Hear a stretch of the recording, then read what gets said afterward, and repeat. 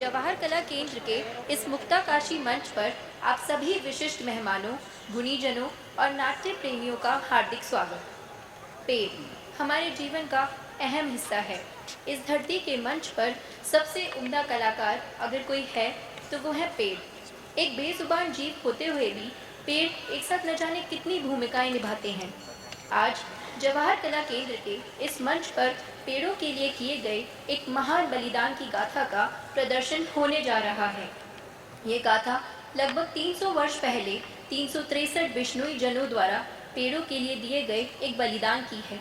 इन्होंने अपने सर कटा दिए लेकिन वृक्षों को नहीं कटने दिया। इस गाथा को एक शानदार नाटक का स्वरूप देने का श्रेय श्री अशोक राही जी को जाता है। इस नाटक का नाम है खेजड़ी की बेटी।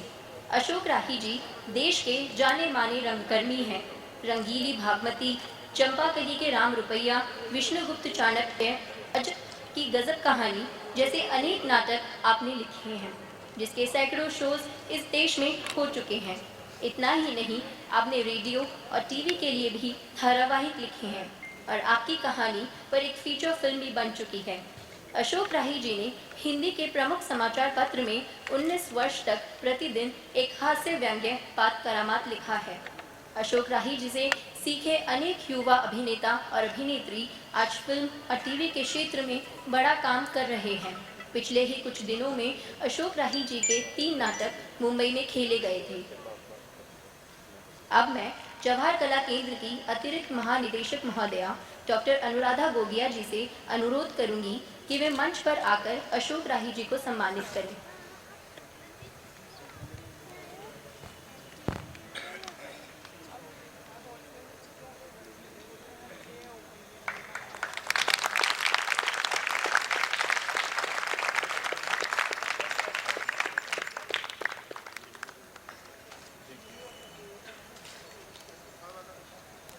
धन्यवाद मैम, धन्यवाद सर। आज प्रस्तुत नाटक खेजड़ी की बेटी के दर्जनों प्रदर्शन देश भर में हो चुके हैं, जिन्हें अभी तक लाखों लोगों ने देखा है। प्रस्तुत है आज जवाहर कला केंद्र के मंच पर आपके लिए आज़ादी के अमृत महोत्सव के उपलक्ष्य में एक बलिदान गाथा, खेजड़ी की बेटी। आप सभी से अनुरोध है कि कोविड गाइडलाइंस का पालन करें और कृपया मास्क पहने रखें।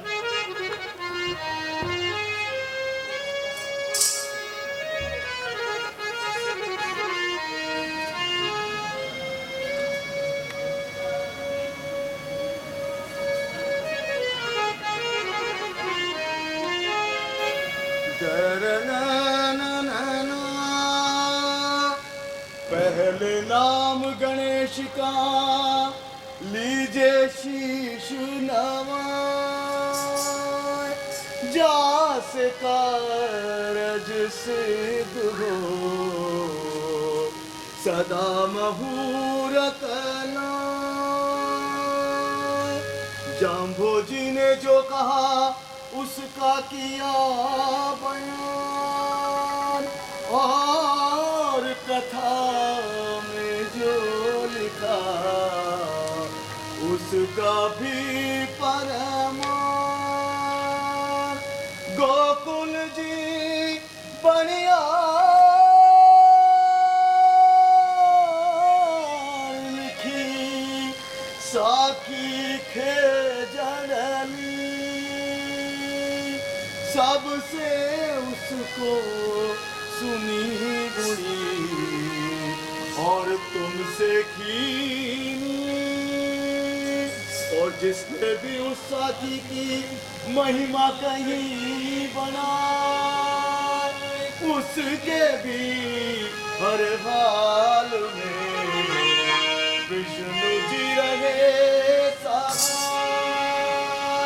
खुशी रहे दिन रात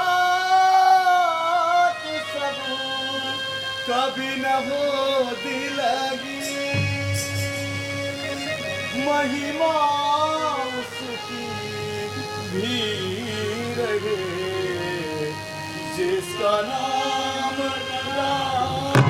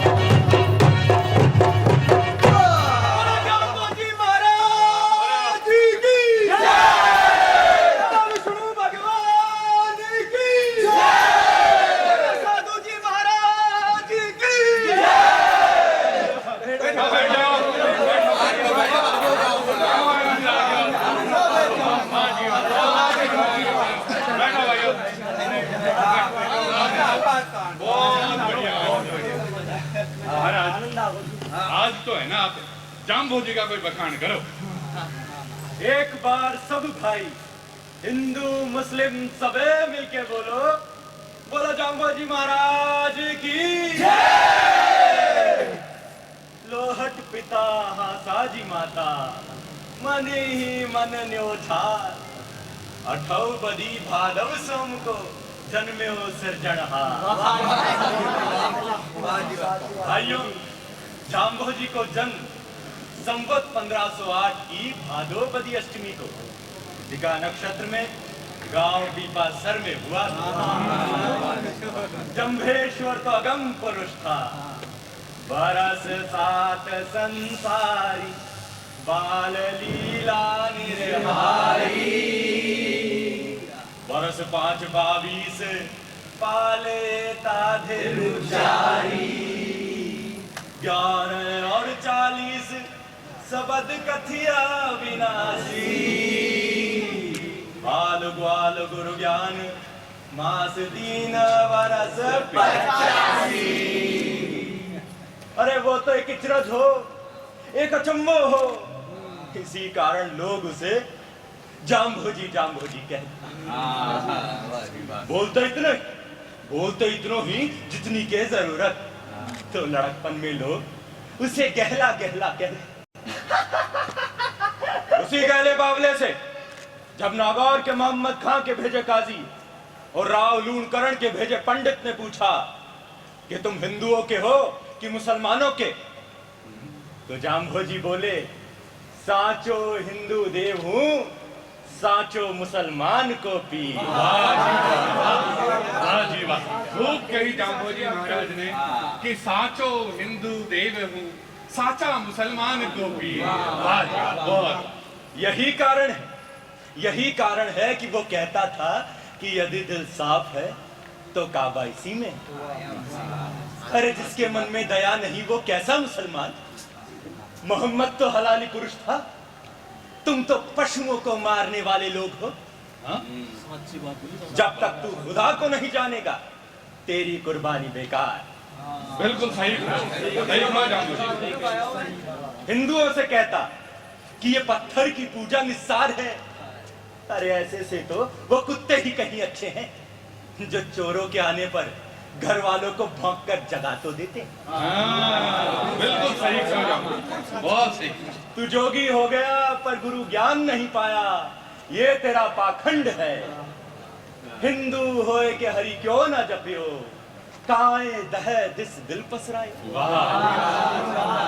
खूब कही जाम्भोजी महाराज ने कि हिंदू होए के हरि क्यों ना जपियो, हिंदू होए के हरि क्यों न जप्यो, काय तह दिस दिल पसराया। वाह जी वाह। महाराज अब है ना, अब आप हमारा गांव में बास करो और हमारा टाबरा ने दुनियादारी की बातें सिखाओ। हम सब गांव वालों की यही मिन्नत है कि भाइयों है ना, हमारे गांव में बास करो।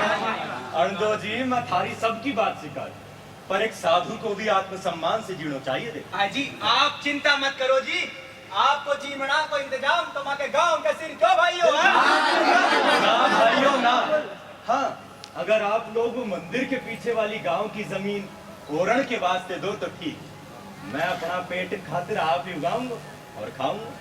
धन्य हो साधु जी आप, अब ओरण को प्रबंध करांगा। अर्णदो जी अजी ये ओरण के होवे किसनो जी यूं समझो, जिस तरह हम अपने पशुओं के लिए गोचर छोटे है ना, हाँ उही भांति मिंदर के लिए ओरण छोड़ा जावे। वो सार्वजनिक यानी भाइयों सारे गांव को होएगो, पर उसका रूप कोई नहीं काट सके, राजा भी नहीं। हाँ, बीकानेर महाराज ने करणी माता मंदिर के लिए हजारों बीघा को ओरण छोड़ रखे है। हाँ, और सुनो चाचो जी, रामदेव जी को भी ओरण है। समझ गए अर्णदो जी, हम जाम्भोजी को ओरण छोड़ देगा, क्यों भाइयों। जाम्भोजी फॉलो करा। अर्णदो जी मैंने थारी बात सिखा। बोलो जाम्भोजी महाराज की, विष्णु भगवान की, बोलो साधु जी महाराज की। नाचो गाओ धूम मचाओ, नाचो गाओ धूम मचाओ, जाम्भोजी नाम लाए।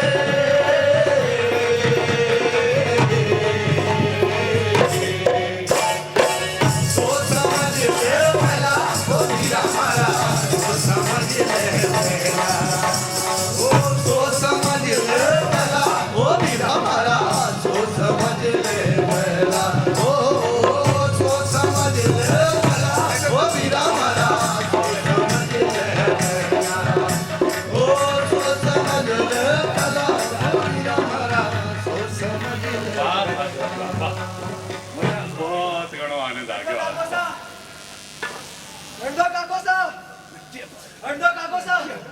लो काको सा गजब हो गयो। अरे क्या बात है भीमा, बैठ बैठ बैठ बैठ। हाँ, इतना गुस्सा में क्यों है, क्या बात होगी? काका जी जोधपुर गए हो थोड़ो बिसारती और पंसारी से सौदो सट्टो खरीदने।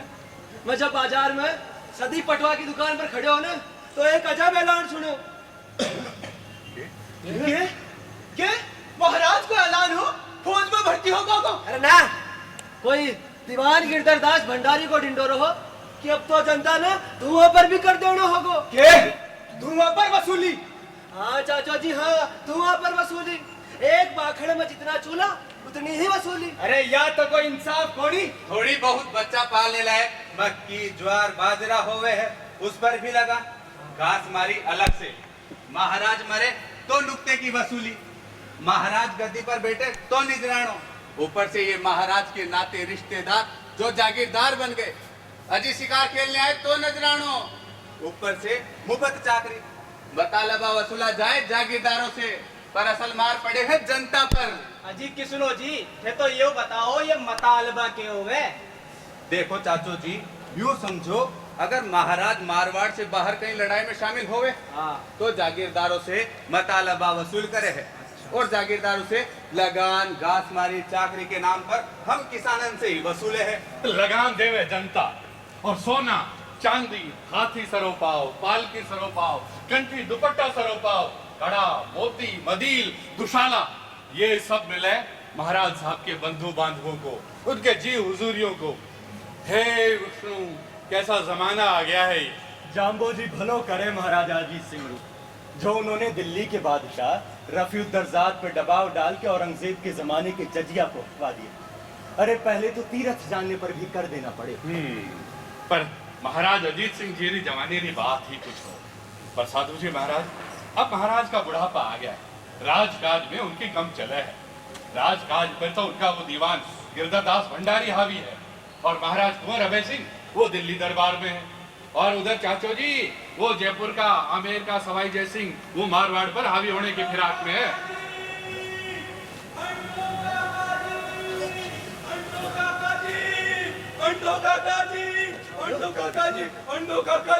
क्या हुआ?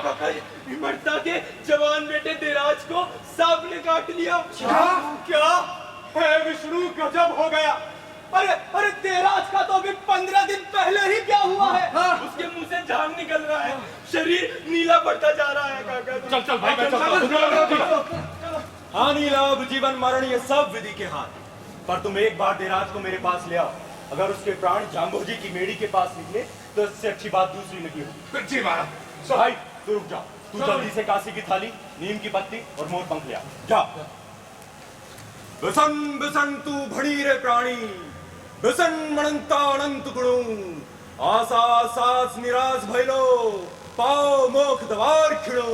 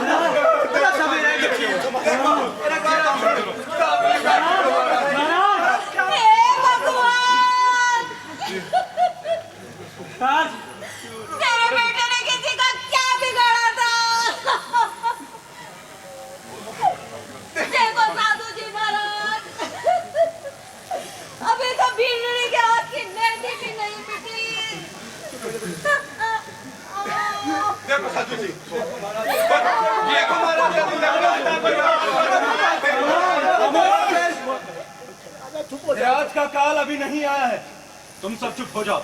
मुझे एक बार पर साधु जी महाराज, इसका शरीर ठंडा पड़ गया है, नब्ज छूट गई है, कि पुतलियां उलट गई है। हानि लाभ जी मरण ये सब विधि के हाथ, पर एक बार कोशिश करने में क्या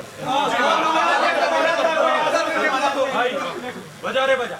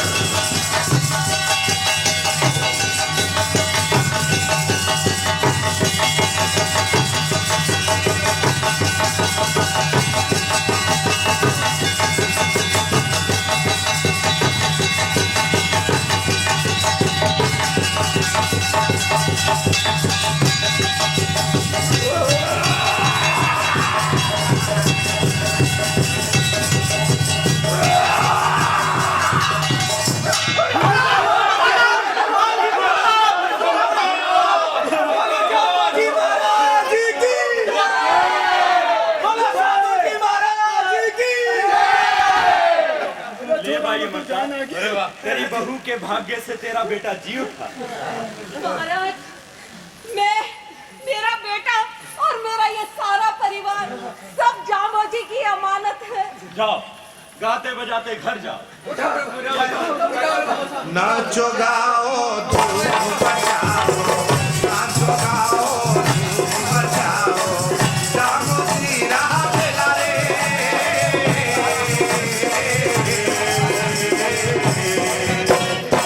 सो समझ ले पहला ओ वीरा हमारा, सो समझ ले पहला, ओ सो समझ ले पहला ओ वीरा हमारा, सो समझ ले पहला, ओ सो समझ ले पहला ओ वीरा हमारा, ओ समझ ले पहला।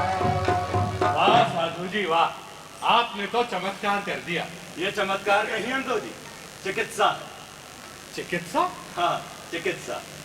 जब मेवात में भरतरी की समाधि पर कुछ दिन रहा तो वहां के एक देवता हीरामन के पुजारियों ने ये दवा बताई। वे लोग एक रूख की जड़ के रस से सांप काटे का इलाज करते हैं। बस ये दवा मेरे पास थी।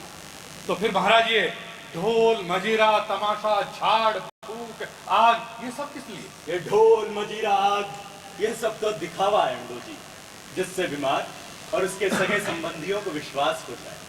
वाह जी वाह, कुदरत ने भी क्या क्या चीज बनाई है। एक छोटे से पौधे के जड़ का रस आदमी को जीवन दे देता है। साधु जी महाराज आप तो बहुत गुणी। अच्छा, नमन प्रणाम। जाम्बो जी ने काल भेंट होवेगी।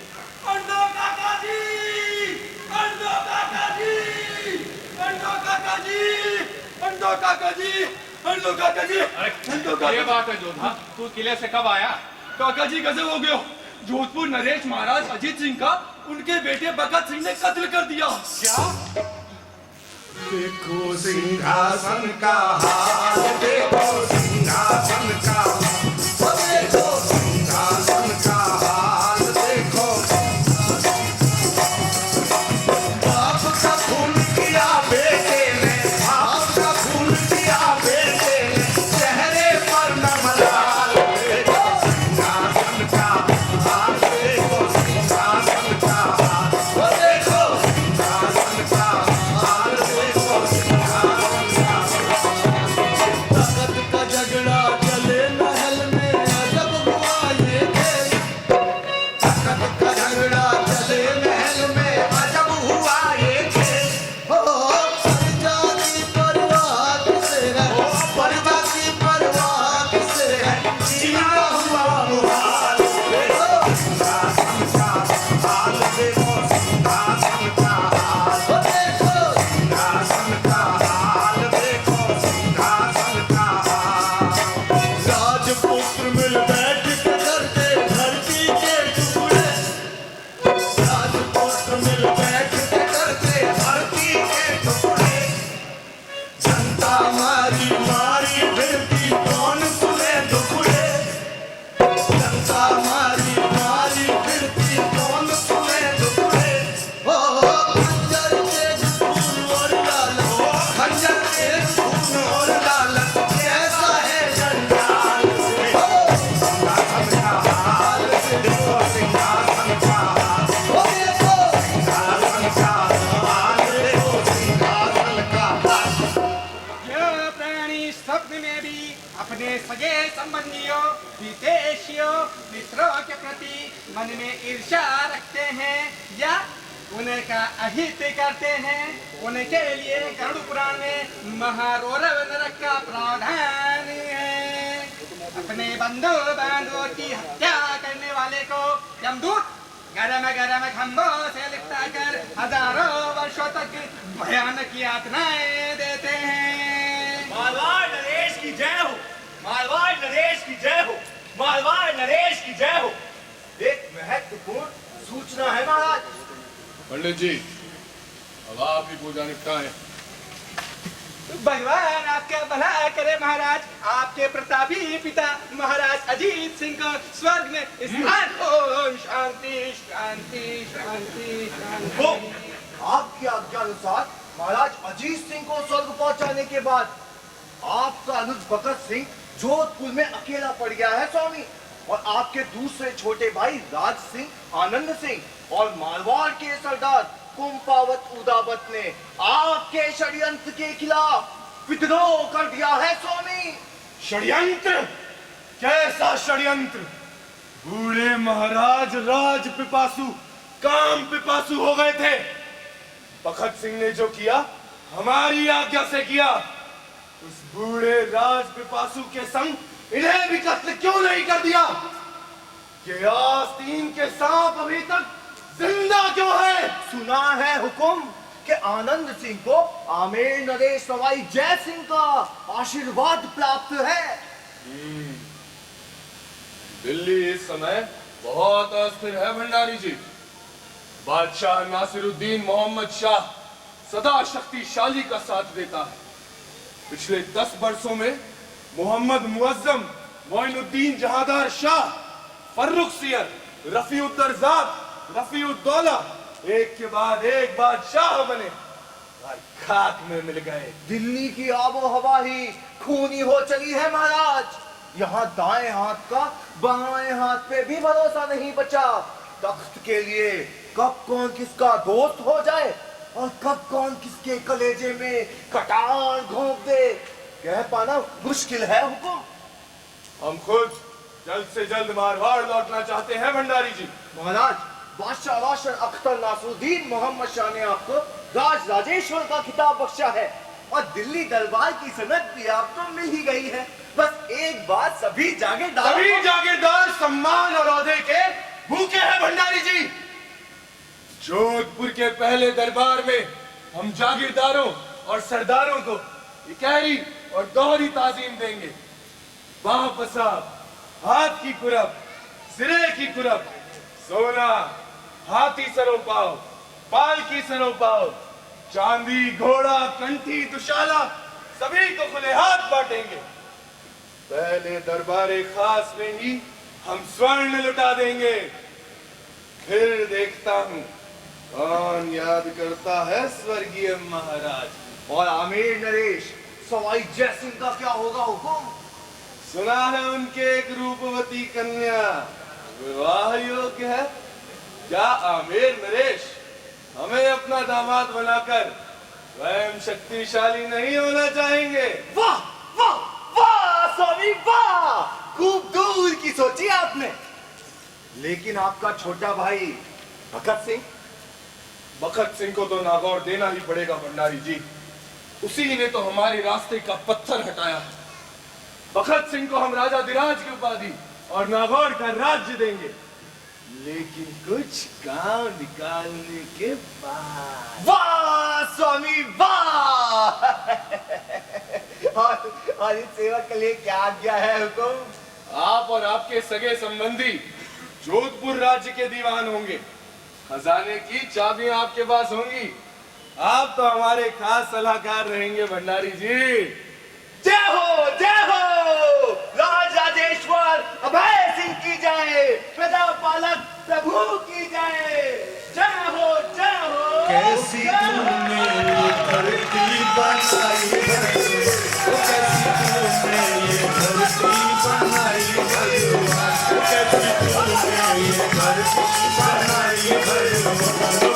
तूने ये धरती बनाई भगवान, बनाई भगवान, बनाई भगवान, बनाई भगवान, बनाई भगवान। कैसी तूने ये धरती बनाई भगवान, कैसी तूने ये धरती बनाई भगवान। हरे सगन ये पेड़ लगाए, पेड़ों के संग फल पुजाए। हरे सगन ये पेड़ लगाए, पेड़ों के संग फल पुजाए। काल तलैया नदी बनाई, नदिया में है काल तलैया नदी बनाई, नदिया में है नाव सिराई। नर नारी की प्रीत बनाई, प्रीत रीत के गीत बनाए। नर नारी की प्रीत बनाई प्रीत रीत के मीत बनाए तेरा ही तुझको अर्पण है हम तेरे दरबार तेरा ही तुझको अर्पण है हम तेरे दरबार वो कैसी तूने ये धरती बनाई भगवान वो कैसी तूने ये धरती बनाई भगवान बनाई भगवान बनाई भगवान बनाई भगवान बनाई भगवान वो कैसी तूने ये धरती बनाई भगवान वो कैसी तूने ये धरती बनाई भगवान ओ मारो बेलो लगाई जवान राजा ओ मारो बेलो लगाई जवान राजा ओ जामोदी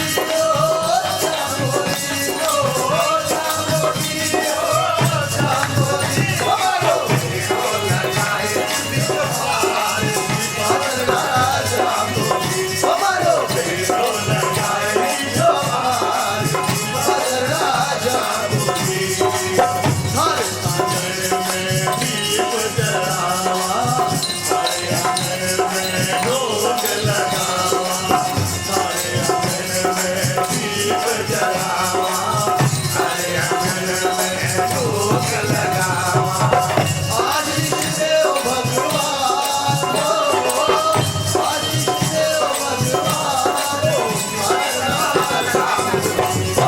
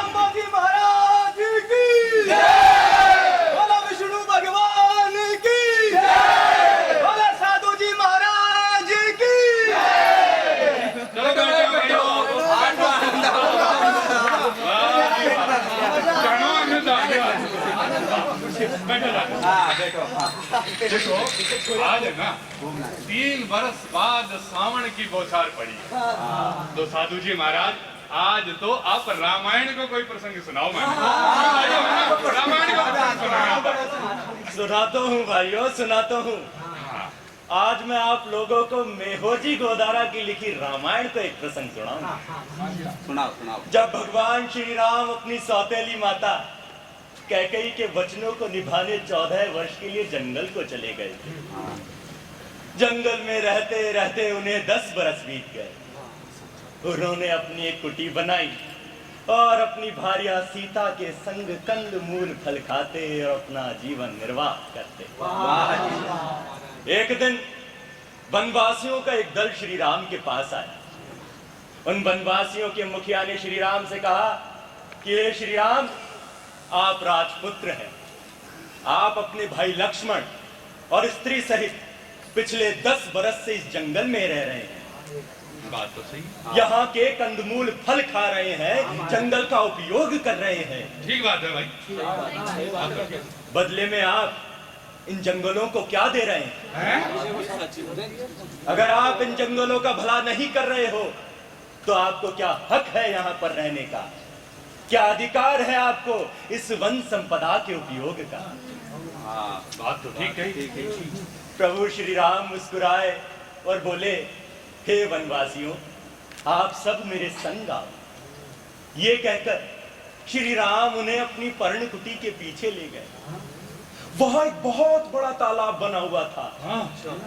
उस तालाब के किनारे खड़े होकर श्री राम ने उन वनवासियों से कहा कि हे वनवासियों, इस वन के कंदमूल खाने की एवज में मैंने इस तालाब को खोदा। बोलो राजा रामचंद्र की। मेरा भाई लक्ष्मण इस तालाब की मेड़ बांधता है और भार्या सीता इस तालाब के पाल पर वृक्ष लगाकर उन्हें सींचती है। बोलो सीता मैया की। इस तालाब से वन पशुओं को पीने का पानी मिलता है, वनों में हरियाली रहती है। प्रभु राम के श्रम पूर्ण कार्य को देखकर उन वनवासियों की आंखों में आंसू आ गए और उन वनवासियों ने श्री राम से कहा कि हे राजपुत्र, वनों के लिए किए गए आपके इस कार्य ने यह सिद्ध कर दिया कि आप यहाँ पर रहने के उचित अधिकारी हैं। बात सही। ये कहकर वे वनवासी गाते बजाते अपने घरों को लौट गए। बोलो राजा रामचंद्र की। बोलो सीता मैया की। बोलो साधु जी महाराज की। साधु जी महाराज, आप हमारा टाबरा है ना, ऐसी अच्छी अच्छी उचित शिक्षा दो जिससे कि हमारा टाबर आगे बढ़े।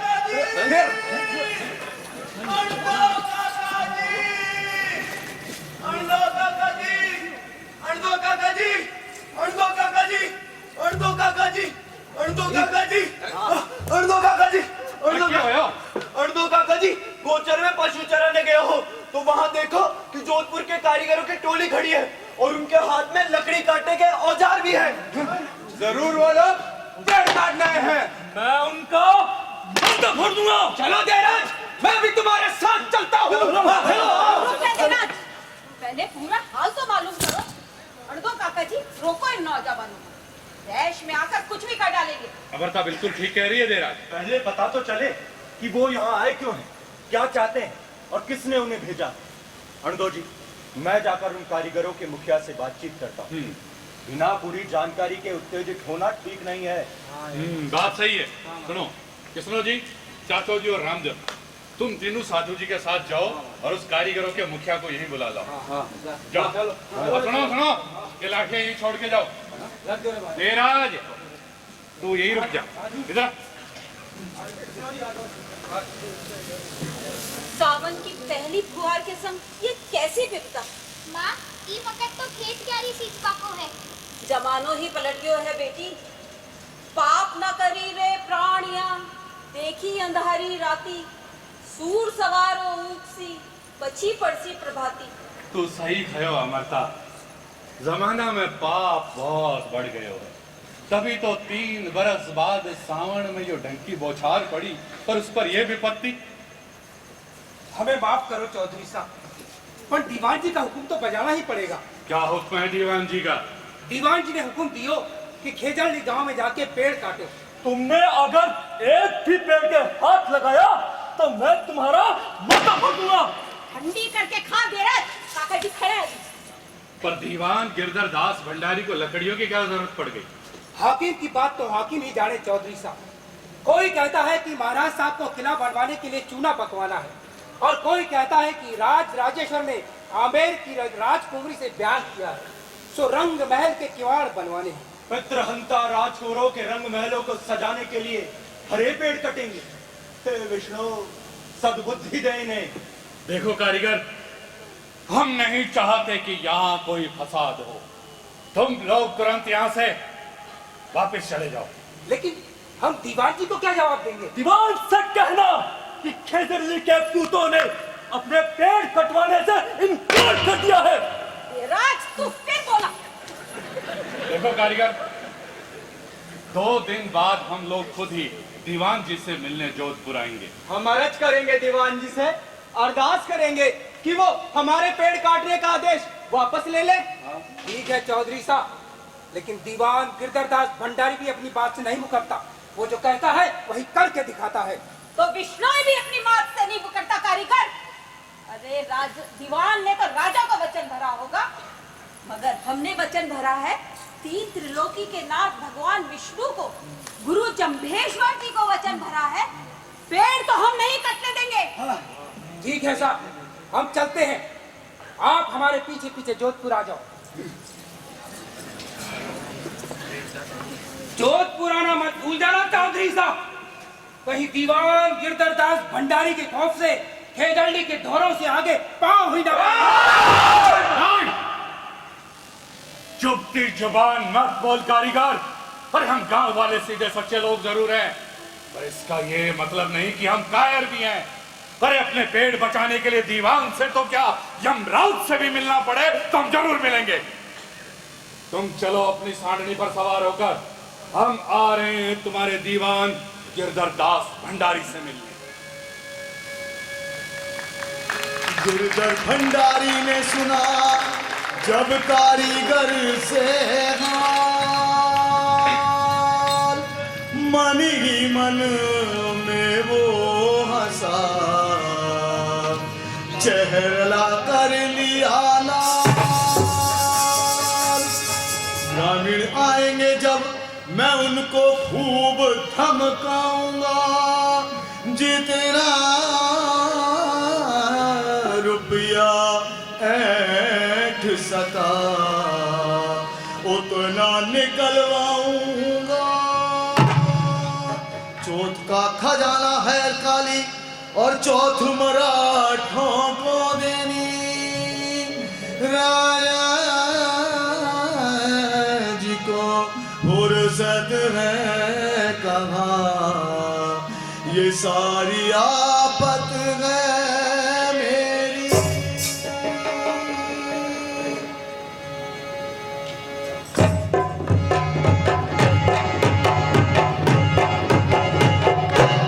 दीवान जी की जय हो, दीवान जी की जय हो, दीवान जी की जय हो। देव, खेजड़ली गांव से कुछ लोग आपसे मिलने आए हैं। भीतर भेजो। आ जाओ।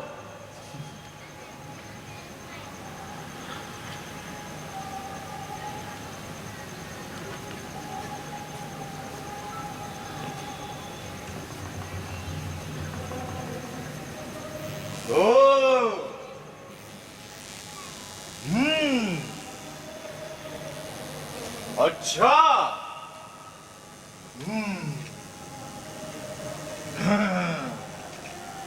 तो तुम लोगों ने राज कारीगरों को काम करने से रोका। तुम्हें नहीं पता था कि वे राज राजेश्वर अभय सिंह की आज्ञा से वहां गए थे? मालिक, हम में इतनी ताब कहाँ कि आपके हुक्म की तामील ना करें। जब तुम हुक्म के इतने ही बड़े तावेदार हो तो कारीगरों को काम करने से क्यों रोका? हाँ? राज आज्ञा नहीं मानने का दंड तुम जानते हो। हम इसी वक्त तुम सबको कारागार में डाल सकते हैं। आप मालिक है दीवान जी, पर हम गरीब लोगों का तो जीवन ही खेजड़ी है। हम प्राण प्राण से उन्हें लगाते हैं, उगाते हैं। सरकार, अगर खेजड़ी कट गई तो हमारे जीवन में बचेगा क्या? दीवान जी, पिछले 2 बरस से अकाल पड़ रहा है। खेजड़ी से इनके बाल बच्चों का जिवारा, पशु पक्षी सब पेड़ों से ही बचे हैं। वरना अब तक सब गाल के गाल में समा गए हो। काल से तो बच गए साधु, पर दीवान के क्रोध से नहीं बचोगे। दीवान जी, इतना गर्व तो रावण को भी नहीं हुआ था। लड़के, तू किससे बात कर रहा है? ये नहीं जानता? मैं हूं गिरधरदास भंडारी, राजेश्वर अभय सिंह को गद्दी पर बैठाने वाला दीवान। जोधपुर राज के लिए मैंने और मेरे परिवार ने क्या नहीं किया। गुजरात के बागी सूबेदार सर बुलंद खां के साथ किसने अपने प्राण हथेली पे रखे? किसने?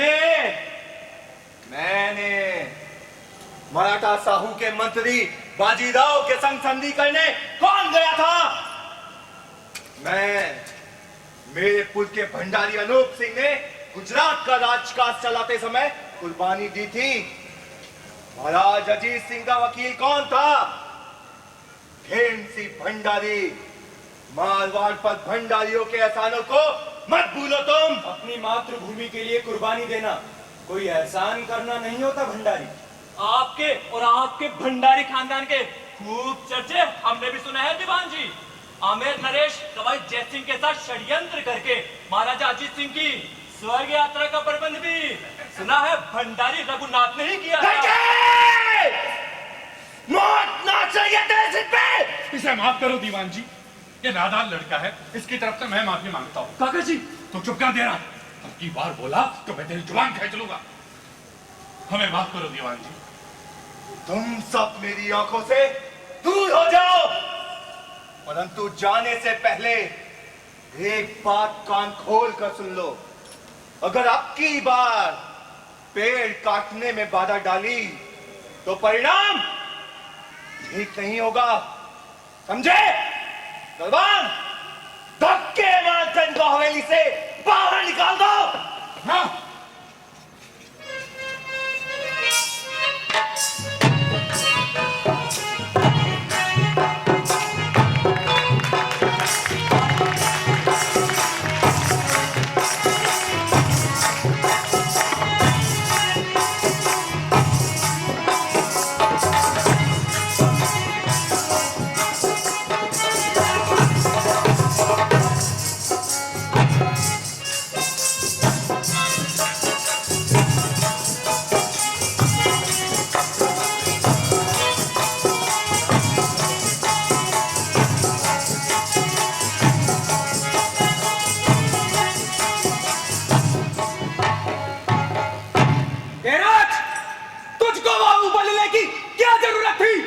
भंडारी गर्भ गुमान का थूक उछाले और मैं चुप रहूं? अरे अगर वो मुंह ऊपर करके थूक रहा था तो वो उसी के मुंह पर तो गिर रहा था। तेरा क्या बिगड़ रहा था? अरे हम वहाँ उसके पुल का बखान करने तो नहीं गए थे। अरे विपत्ति में तो गधे को भी बाप बनाना पड़ता है। मैंने कहा था काका जी, इस देराज को मत लेके जाओ अपने संग। गरम खून है, जुबान पर काबू ही नहीं। जुबान पर काबू है माँ। किसी रास्ते चलते को तो गाली नहीं देता।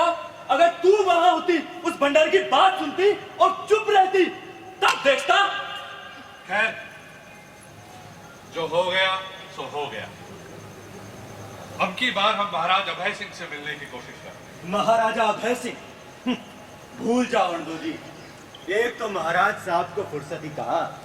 कभी उनका भाई आनंद सिंह मेड़ता पर आक्रमण करता है और कभी गुजरात के सरबुलंद खां से उनका झगड़ा, कभी आमेर के जयसिंह का षड्यंत्र। राजा साहब को परिवार की कलह और अपना मुकुट बचाने से फुर्सत मिले तो राजकाज पर ध्यान दें, और थोड़ा बहुत वक्त मिलता भी है तो कलाली, ढोलनों का नंगा नाच, अफीम की मनहार, रंग महलों में चल रहे व्यभिचार से इन रजवाड़ों को कहां फुर्सत। मुझे तो विपत्ति के काले बादल नजर आ रहे हैं अंडो जी। पूरा दिल्ली कमजोर है, उत्तराखंड छोटे छोटे राज्यों में बट गया है। अगर यही चलता रहा तो सब खत्म हो जाएगा। पर महाराज, हमें कुछ तो तय करना ही होगा ना। सोचना क्या है काका जी, अब हमें अपनी रक्षा खुद करनी पड़ेगी। इस बार से अगर कारीगर पेड़ काटने आए तो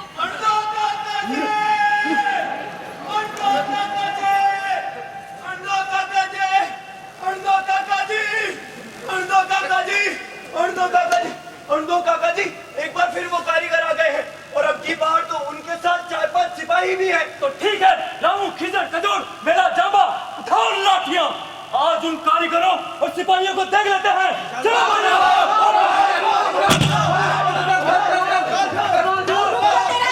जमा जो आएगा देख लेंगे। चलो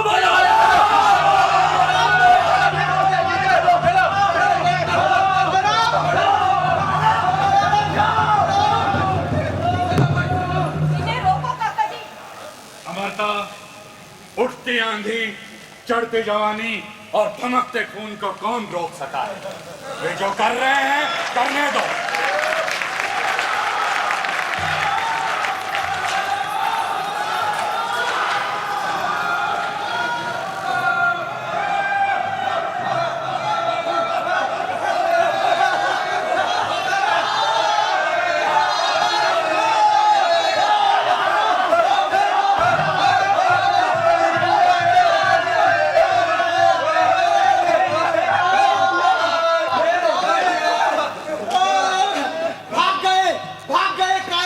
हमारी लाठियों के आगे न टिक सके।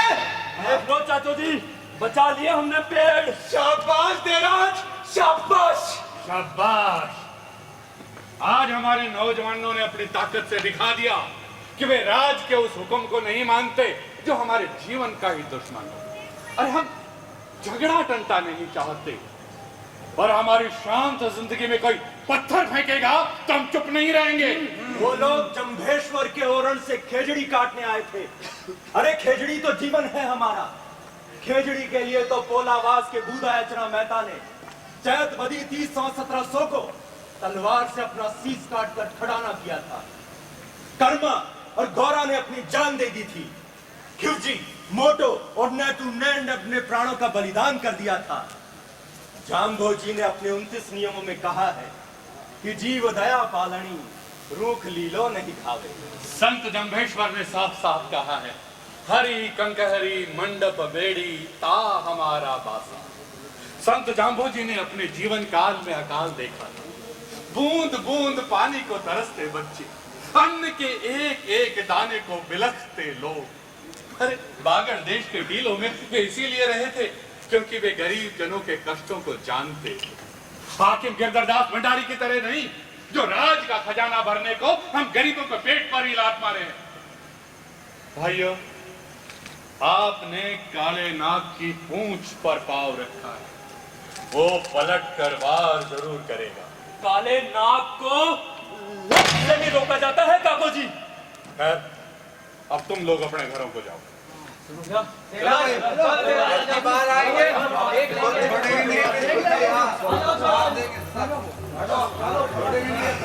भाई बरता, तू रुक जा।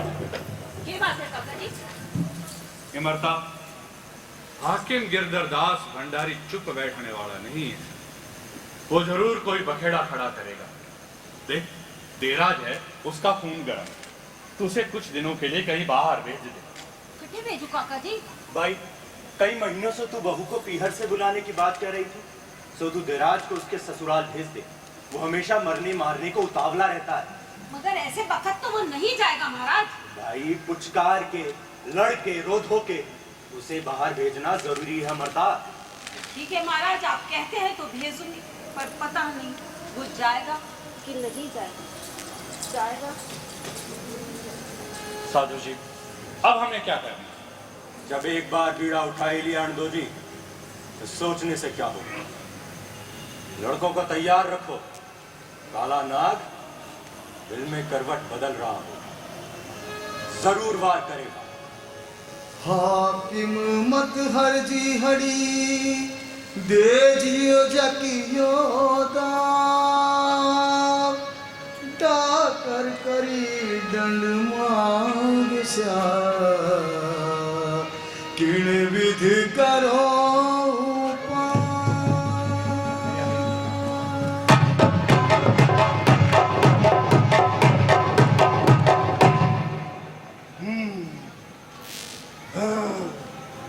उन जाहिलों की ये मजाल कि मारवाड़ नरेश के सिपाहियों पर हमला करे, भंडारी गिरधरदास के हुक्म को चुनौती दे। चौधर सुनो, तुम अभी रिसालदार, दफेदार, दो दफेदार सवार सभी को हाजिर करो। और हाँ, हिम्मत को भी भेजो। जी महाराज।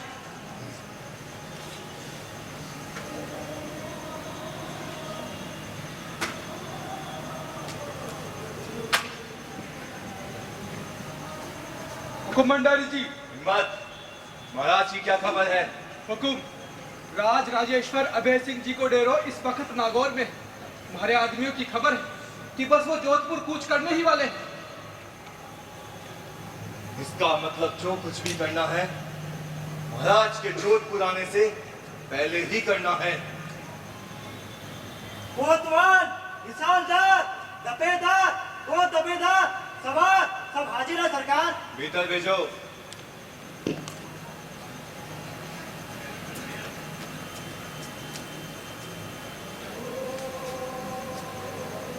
आप सभी को खेजड़ली गांव के विष्णुइयों की करतूत का पता तो चल ही चुका है। राज का खजाना खाली है, मराठों को चौथ देनी है। शत्रुओं के आक्रमण का खतरा लगातार बना हुआ है। सो हमें किले की दीवार बनवानी है। उसके लिए हमें धन भी चाहिए और लकड़ी भी। पर वो लोग पेड़ काटने नहीं दे रहे। वो पेड़ों को अपनी जान से भी ज्यादा मानते हैं हुकुम।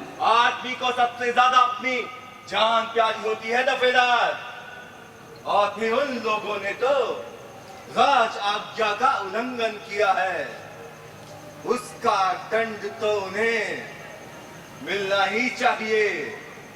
मैं आदेश देता हूं कि उनके सारे पेड़ काट दिए जाएं। लेकिन वो लोग मरने मारने पर उतारू है सरकार। तो राज की फौज किस लिए है? आप कारीगरों के संग पूरा अमला लेकर जाएं। हथियारबंद घुड़सवार, तलवारबाज सिपाही सब, और जो विरोध करे उसे गिरफ्तार कर लिया जाए और उस लड़के को बांधकर हमारे सामने पेश किया जाए जिसने हमारे सामने बड़े बड़े बोल बोले थे। भय बिन प्रीत न होई गुसाई। अगर इसी तरह राज आदेशों का उल्लंघन करती रही तो राजकाज धूल में मिल जाएगा। हम खुद वहां रहेंगे। जाओ, आदेश का पालन हो। गिरधर भंडारी ने सबको रोस में दियो आदेश सुना। रोस में दियो आदेश सुना। आज्ञा पालन करनी होगी वरना कुछ भी है ना। आज्ञा पालन करनी होगी वरना कुछ भी खड़ खड़ खड़ खड़ सेना सजती घोड़ा सजा घोड़ा सजा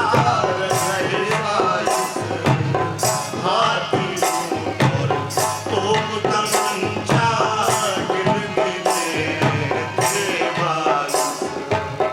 हाथी और तोप तमंचा गिनती में देवाल। ओ खेतरों की पाल तोड़ती सेना पैदल चलती। खेतरों की पाल तोड़ती सेना पैदल चलती जाए। इधर गांव से गुजर गई तो ग्रामीण जन करते हैं। इधर गांव से गुजर गई तो ग्रामीण जन करते हैं। कारीगर चलते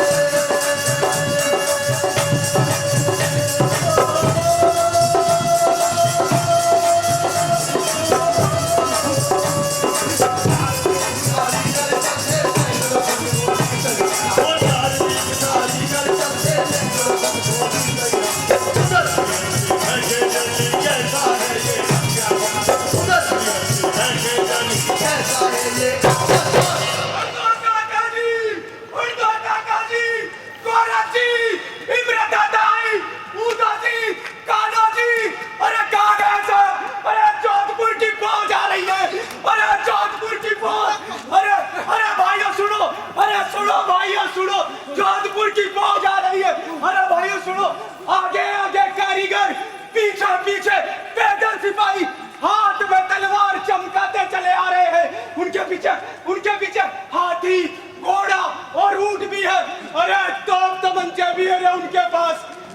चाचो जी, हो सकता है फौज नागौर कूच कर रही है। अरे तो फिर कुल्हाड़ी लिए कारीगर क्यों है?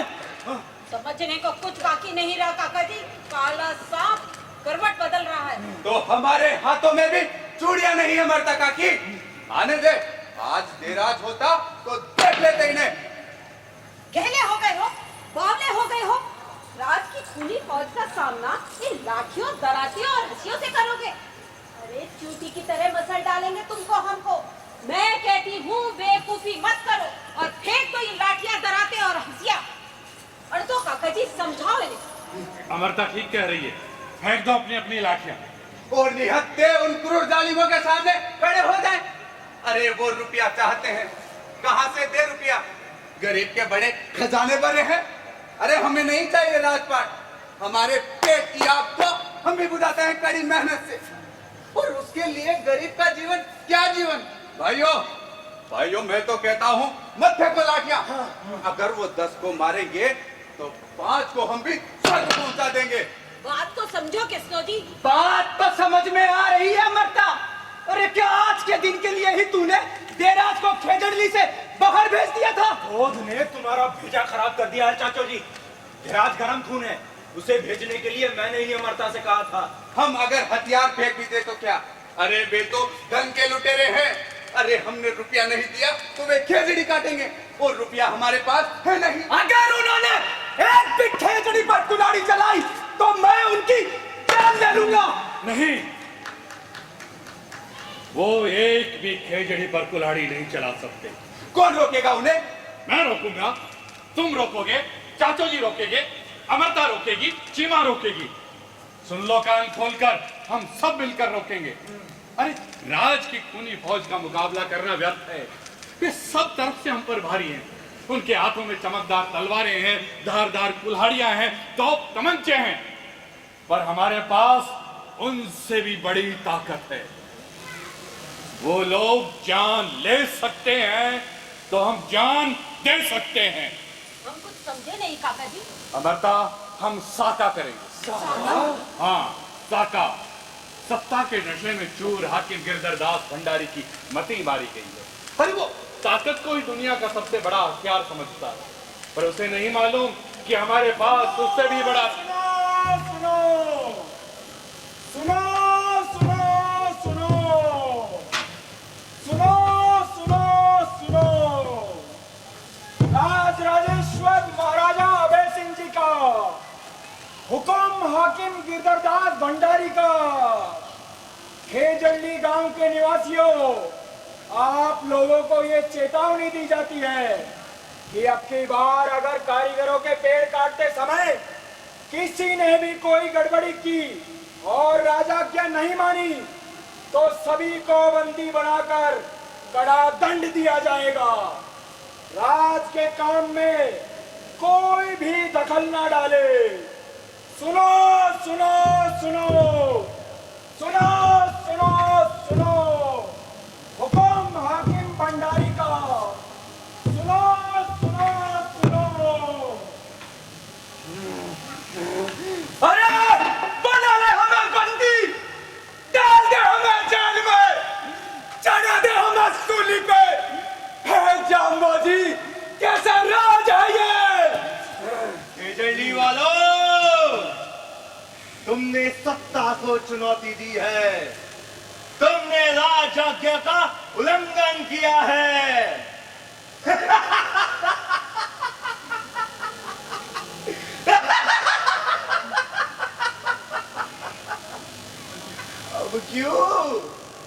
अब क्यों सांप सूंघे? और कहां है वो लड़का जिसने हमारे सामने अपनी लंबी जुबान से बड़ी बड़ी बातें बना रहा था? अगर अपनी जान की खैर चाहते हो तो अपने अपने घरों को वापस लौट जाओ। ये मेरा आदेश है। अपना आदेश वापस ले ले भंडारी। अरे सोने की चमक और तलवार की खनक ने तेरी बुद्धि हर ली है। खेजड़ली गांव का मुखिया विष्णोई अणदो तुझसे हाथ जोड़कर अरदास करता है, इस अनहोनी को रोक ले भंडारी। अपना आदेश वापस ले ले भंडारी, नहीं तो आज सारी दुनिया देखेगी। मुखिया, तुमने सत्ता को चुनौती दी है, तुम राज सत्ता की ताकत को नहीं जानते। तुम नहीं जानते मेरे गिरधरदास भंडारी के आदेशों को नहीं मानने का अर्थ। अब हट जाओ मेरे रास्ते से, ये मेरा हुक्म है। हुक्म तो हम सिर्फ जामोजी का मानते हैं भंडारी। तू एक भी पेड़ नहीं काट सकेगा। इतना गलत गुमान। कारीगरों, संभालो कुल्हाड़ियां और काट डालो खेजड़ी। खेजड़ी हमारी माँ है और अपनी माँ पर कुल्हाड़ी चलते कोई बेटा बेटी नहीं देख सकता है। कारीगरों, चलाओ कुल्हाड़ियां। मेरी माँ पर कुल्हाड़ी चल रही है बेटा, मैं नहीं रुक सकती। मुझे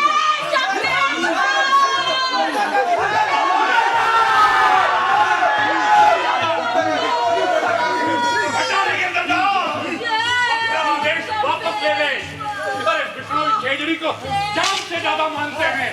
अरे सारा का सारा गांव कट जाएगा, पर पेड़ हम एक नहीं कटने देंगे। रुक क्यों गए? चलाओ कुल्हाड़ियां।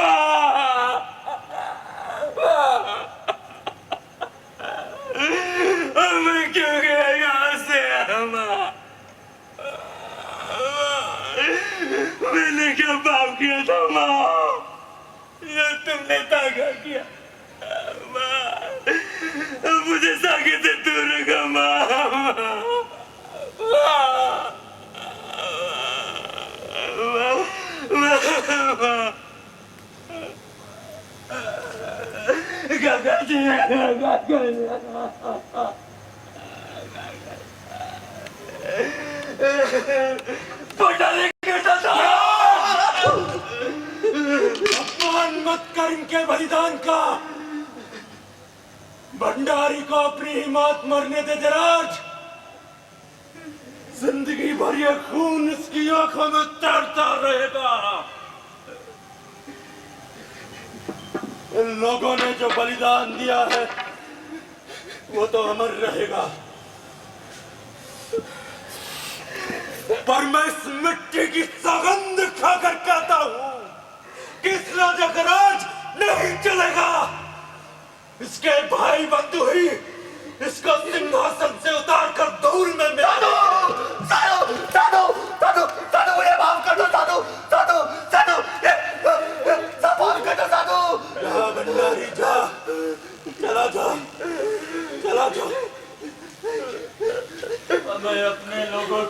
किसी के संग अकेला छोड़ दे। ये बलिदान का लाल खून ही तेरा श्राप।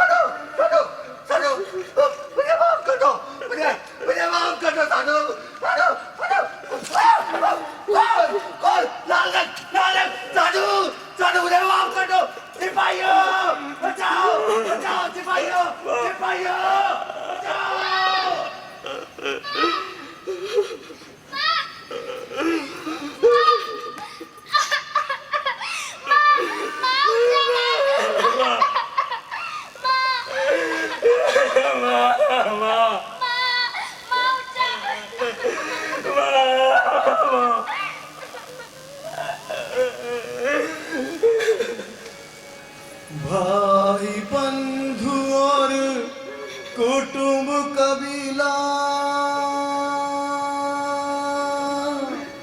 भाई बंधु और कुटुंब कबीला साथ चले नहीं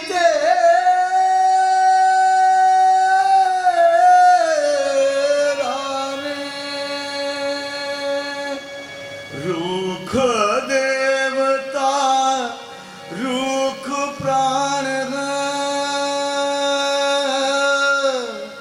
खेजड़ली वरदे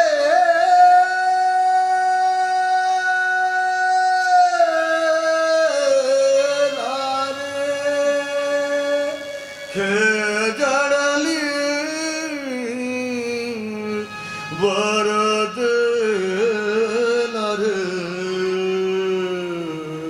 खेजड़ली वरदे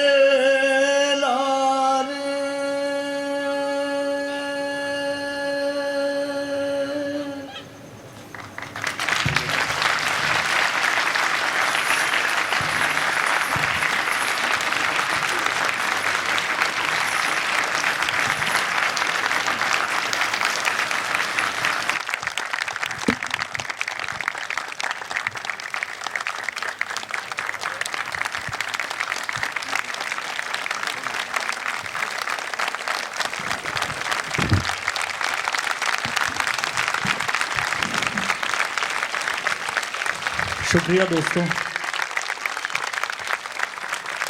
ये आपके सामने जो नाटक प्रस्तुत किया, हाउस लाइट भी दे दीजिएगा प्लीज नरेंद्र बाबू। दोस्तों, ये सारे के सारे कलाकार आपके शहर के हैं, जयपुर के ही हैं। सबसे पहले तो मैं आपको ये बात बताना चाहता हूँ, कोई बाहर का कलाकार नहीं है। इनसे मैं आपका परिचय करवाने से पहले एक बात मैं आपसे कहना चाहता हूं दोस्तों, कि ये जो साका हुआ था, बलिदान हुआ था, वो कोई भावुकता में लिया गया फैसला नहीं था, बल्कि बहुत सोच समझ के, चूंकि हमारे नाटक में लिमिटेशन होती है, ये साका कई दिनों तक चला था और बाकायदा ये तय होता था कि आज कौन वहाँ कटने जाएगा, कल कौन जाएगा।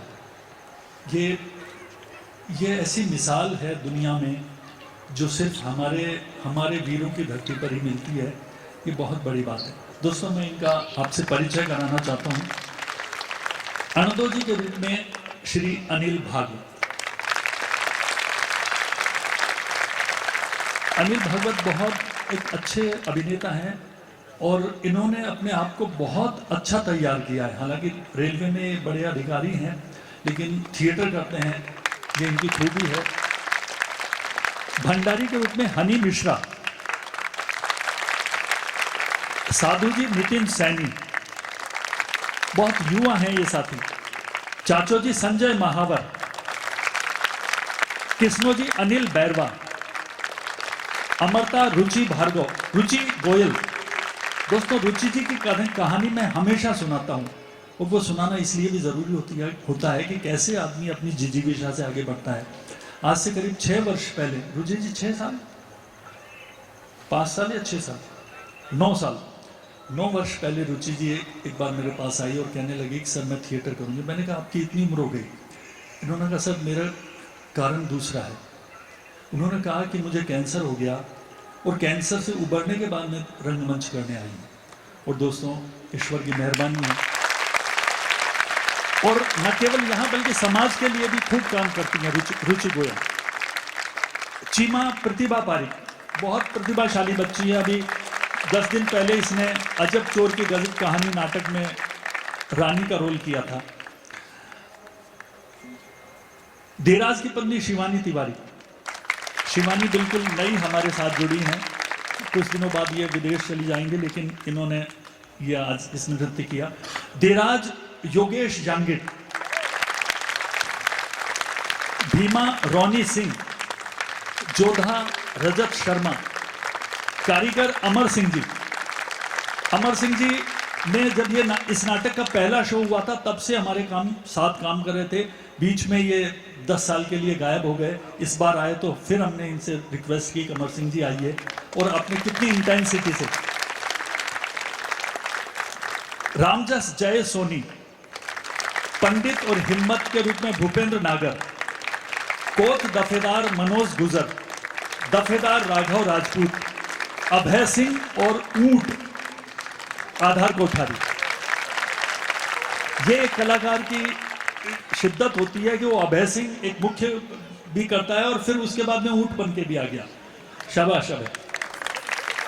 ऊटो जी अनिल खटाना, ये बिल्कुल नए साथी है। ढिंडोरची ऋषभ गौतम, ग्रामीण जन में विशाल बघेल, गोविंद टेलर, ग्रामीण स्त्रियों में चारू भाटिया, फूलोजी दीक्षांक शर्मा, और बिश्नोई बच्ची के रूप में झनक Sharma.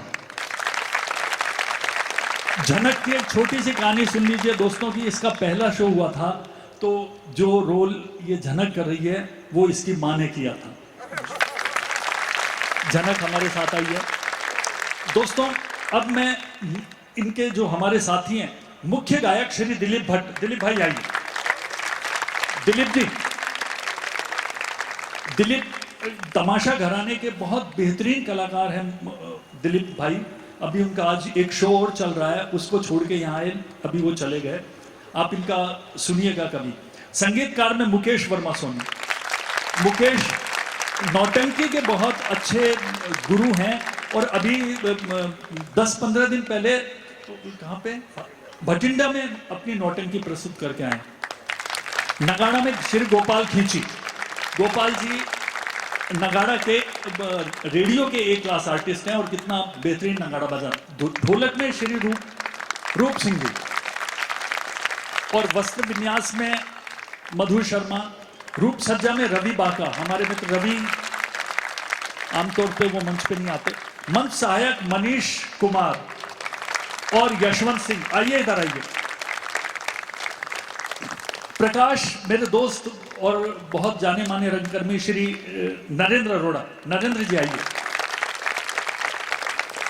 Choreography Supriya Sharma, play properties Manju Sharma, और इसका सहायक निर्देशन और कोरियोग्राफी की थी सुप्रिया शर्मा ने। दोस्तों मैं सबसे ज्यादा एहसानमंद तो आप लोगों का हूं, और उसके बाद में जवाहर कला केंद्र का, डीजी मैडम का, एडीजी मैडम का, जो इन्होंने ये इतनी शानदार, कोरोना के बाद मुझे उम्मीद नहीं थी और इसीलिए हम सोच रहे थे, इसलिए कुर्सियाँ भी 75 ही मंगाई। मुझे यकीन होता तो मैं मैडम से रिक्वेस्ट करता, मैडम बहुत, मेरे ख्याल से 1-2 हज़ार लोग तो होंगे ही होंगे। और दोस्तों एक और मैं आपको बात बताना चाहता हूँ, वो मेरी निजी जिंदगी की बात है। आज हमारे खास मेहमान के रूप में श्री राजनारायण जी मौजूद हैं, जो आमेर विकास प्राधिकरण के निदेशक हैं और मेरे दोस्त, मेरे बचपन के दोस्त, 45 बरस बाद जिनसे मेरा आज दीदार हो रहा है, जस्टिस दीपक माहेश्वरी। मेरे साथ राजगढ़ में ये पढ़ा करते थे दोस्तों, और उसके बाद में हाई कोर्ट के ये न्यायाधीश बने और बहुत जाने माने नाम हैं, इनके न्याय के फैसले आपने खूब जानकार होंगे। और दोस्तों एक बात और मैं बताना चाहता हूँ कि मुझे इस क्षेत्र में जब मैं स्कूल में पढ़ता था तो बहुत शाई था, बहुत घबराता था, लेकिन दीपक वहाँ पे प्रोग्राम कंडक्ट करता था तो मुझको मन में ये लगता कि क्या मैं ऐसा नहीं कर सकता। दोस्तों आज दीपक मेरा नाटक देखने आया, मैं बहुत बहुत शुक्रगुजार हूँ। अनुराधा जी मैडम का बहुत शुक्रगुजार हूँ कि इतनी सारी व्यवस्था, मेरे मित्र अब्दुल लतीफ उस्ता साहब का जो पल पल पर हमारे साथ देते रहे, और जवाहर कला केंद्र के सारे सहयोगियों का जो बिल्कुल हमारी सुविधा का और ये सारे व्यवस्था का करते रहे, ध्यान देते रहे। ओझा साहब भी आए थे, वो मेरे ख्याल से चले गए, और भी मेरे बहुत सारे मित्र, पुरुषोत्तम सैनी, अशोक उपाध्याय जी, बहुत सारे मित्र बैठे हुए हैं।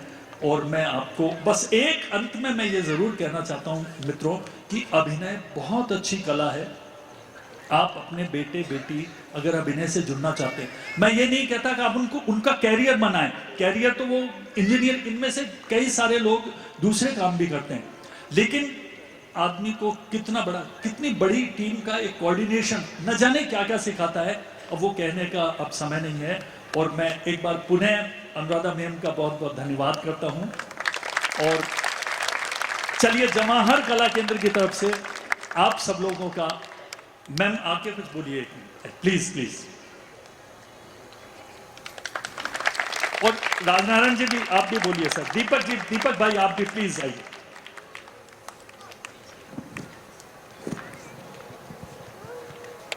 सर्वप्रथम तो मैं धन्यवाद देना चाहूंगी श्री अशोक राही जी का, जिन्होंने इतनी शानदार प्रस्तुति जवाहर कला केंद्र के इस मंच पर करवाई, और सभी कलाकारों का, एक एक कलाकार की जो प्रस्तुति थी वो भाव विभोर कर देने वाली थी।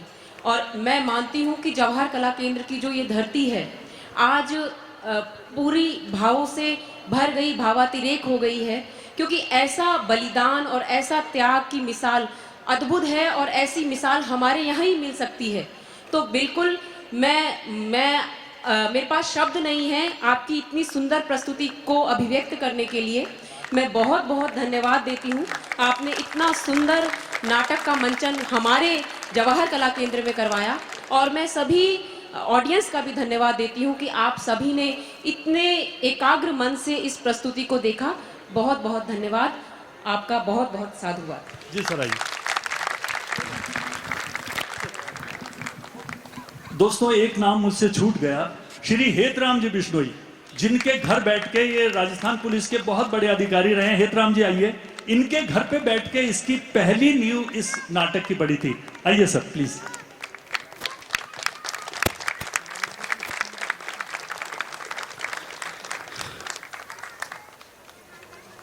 अशोक राही जी, ये आपकी बदौलत हुआ कि यहाँ आकर के जिस धमक, जिस झनक और जिस खनक से आपने इसको प्रस्तुति को पेश किया है, वो वाकई मतलब लाइफ एक्सपीरियंस है। और मैं मनी मन सोच रहा था कि काश हमारी ये जो धरोहर है, जो हमारे ऐसे मूल्य हैं बलिदान के, शौर्य के, पराक्रम के, इनका वर्जन अगर हो, यूनेस्को में कहीं जाएं और देश दुनिया में जाएं, क्योंकि पर्यावरण एक ऐसी चीज़ है जो हर इंसान के लिए ज़रूरी है। और क्लाइमेट चेंज, और ये तो बहुत बड़ा इशू है, ये कहीं गुलाबो जी के नृत्य की तरह यूनेस्को की धरोहर बन सकता है। मेरी ये शुभकामनाएं हैं। सर भी शायद मुझे इस बारे में मेरा साथ देंगे। और मैं माइक हैंडओवर करता हूँ परम श्रद्धेय जस्टिस माहेश्वरी सर।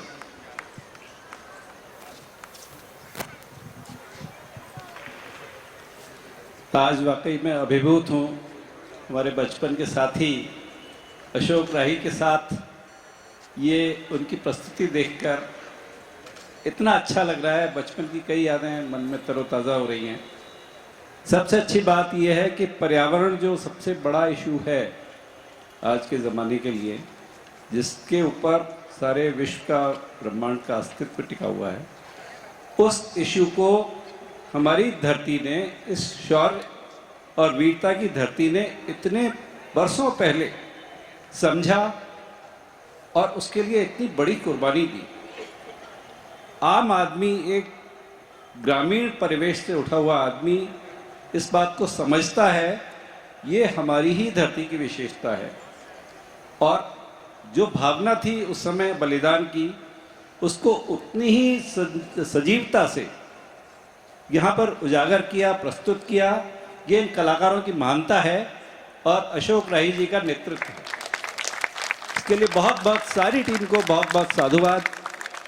इतना अच्छा टॉपिक लेने के लिए, इतनी अच्छी प्रस्तुति देने के लिए, मतलब हर क्षण ऐसे लग रहा था जैसे हम उस काल में पहुंच गए हैं और हमारे सामने घटनाक्रम एकदम सजीव हो रहा है। आप सब लोगों ने इसको बहुत सराहा, मन से इसको आशीर्वाद दिया, इस प्रस्तुति को। सभी इसके साथ उसी तरह शामिल हुए, उसी भावना के साथ शामिल हुए। मैं सोचता हूँ कि ये चीज़ हमारे दिलों में बसेगी तो उससे ही पर्यावरण की रक्षा होगी और हमारा अस्तित्व बच पाएगा। बहुत बहुत सभी को धन्यवाद, साधुवाद। और मैडम, मैं आपसे रिक्वेस्ट करूंगा सर, आप भी एक ग्रुप फोटो, और आप लोगों से भी रिक्वेस्ट करूंगा कि जो भी हमारे साथ यहाँ ग्रुप फोटो में शामिल होने चाहे वो आ सकते हैं। पीछे बहुत जगह है, हम सब लोग खड़े होकर फोटो खिंचवा सकते हैं। आइए प्लीज सर।